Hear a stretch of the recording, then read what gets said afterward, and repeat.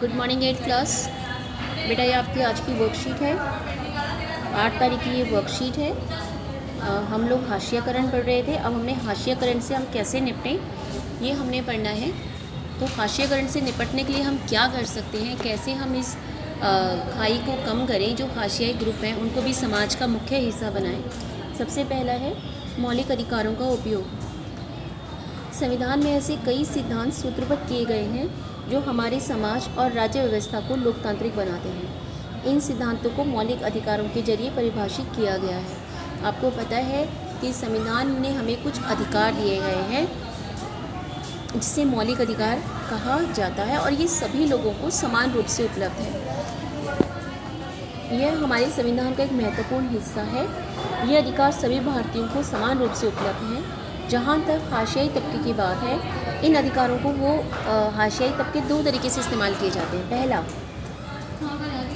अपने मौलिक अधिकारों पर जोर देकर उन्हें सरकार को अपने साथ हुए अन्याय पर ध्यान देने के लिए मजबूर किया गया है, क्योंकि आपको मौलिक अधिकार ये अधिकार देता है कि अगर आपके साथ कोई अन्याय हुआ है तो आप न्यायालय में जाकर उसके खिलाफ कार्रवाई कर सकते हैं। दूसरा, उन्होंने इस बात पर दबाव डाला है कि सरकार इन कानूनों को लागू करे। हाशियाई तबकों ने सरकार पर दबाव डाला है कि वो इन कानूनों को अच्छे से लागू करे ताकि कोई भी हाशियाई तबकों का शोषण न कर सके। कई बार हाशियाई तबकों के संघर्ष की वजह से ही सरकार को मौलिक अधिकारों की भावना के अनुरूप नए कानून बनाने पड़ते हैं, और जब सरकार पर इस बात का दबाव पड़ता है तो सरकार फिर उन लोगों के संरक्षण के लिए मौलिक अधिकारों के अनुरूप नए कानून बनाती है। दूसरा तरीका क्या है? संविधान का जो अनुच्छेद 17 है वो कहता है कि अस्पृश्यता या छुआछूत का उन्मूलन माने खात्मा किया जा चुका है। इसका मतलब यह है कि अब कोई भी व्यक्ति अनुसूचित जातियों को पढ़ने, मंदिरों में जाने, सार्वजनिक सुविधाओं का इस्तेमाल करने से नहीं रोक सकता। इसका मतलब यह भी है कि छुआछूत गलत है और लोकतांत्रिक सरकार इस तरह के आचरण को बर्दाश्त नहीं करेगी, और अब अस्पृश्यता जो भी इस छुआछूत का करेगा, इसको मानेगा, वो एक दंडनीय अपराध होगा और उसे सज़ा दी जाएगी। अगला है संविधान का अनुच्छेद 15। संविधान का अनुच्छेद 15 कहता है कि भारत के किसी भी नागरिक के साथ धर्म, नस्ल, जाति, लिंग या जन्म स्थान के आधार पर भेदभाव नहीं किया जाएगा।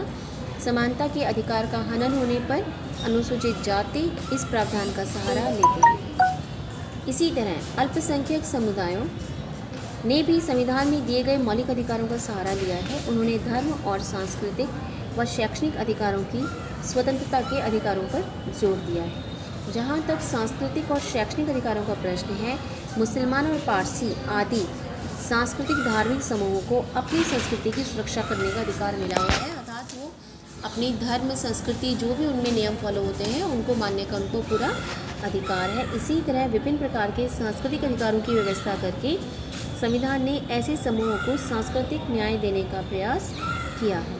इसका उद्देश्य यह है कि इन समूहों की संस्कृति पर न तो बहुसंख्यक समुदायों की संस्कृति का वर्चस्व हो और न ही वो नष्ट हो।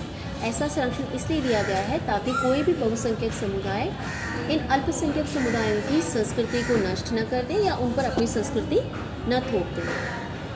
अगला है सामाजिक न्याय को प्रोत्साहन। विनियमन।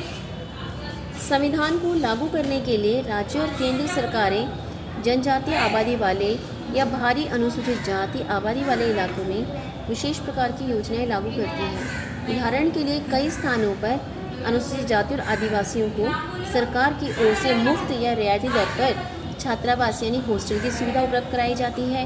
उनको कई शिक्षा संबंधी सुविधाएँ मिलती हैं जो उनके इलाकों में उपलब्ध नहीं है। इसके अलावा सरकार कानूनों का भी इस्तेमाल करती है ताकि व्यवस्था में निहित असमानता को ख़त्म करने के लिए ठोस कदम उठाया जा सके।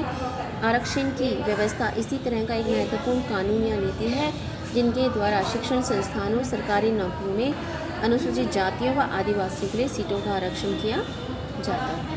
ठीक है, अब देखिए नीचे क्वेश्चंस दे रखे हैं आपको। सबसे पहला, हाशियाई तबके तबके के लोग अपने ऊपर किए गए अन्याय के मौलिक अधिकारों का उपयोग किस प्रकार कर सकते हैं। हमने 2 तरीके बताए हैं आपको ऊपर कि कैसे कर सकते हैं। तो ये देखिए, पहला कि अपने अधिकारों पर जोर देकर सरकार को अपने साथ हुए अन्याय पर ध्यान देने के लिए मजबूर कर सकते हैं, और दूसरा इस बात के लिए दबाव डाला है कि सरकार कानूनों को लागू करे। ठीक है, ये 2 तरीके हैं। ये पहले का आंसर आपको लिखना है। अगला देखिए, राज्य सरकारें और केंद्र सरकारें सामाजिक न्याय को प्रोत्साहन किस प्रकार दे सकती हैं। सामाजिक माने समाज में न्याय, समाज में कोई भी जाति, धर्म, लिंग के आधार पर भेदभाव ना हो, तो सामाजिक न्याय को कैसे प्रोत्साहन कर सकते हैं, ये आपका आंसर दिया हुआ है। इसको आपने पॉइंट्स में लिखना है।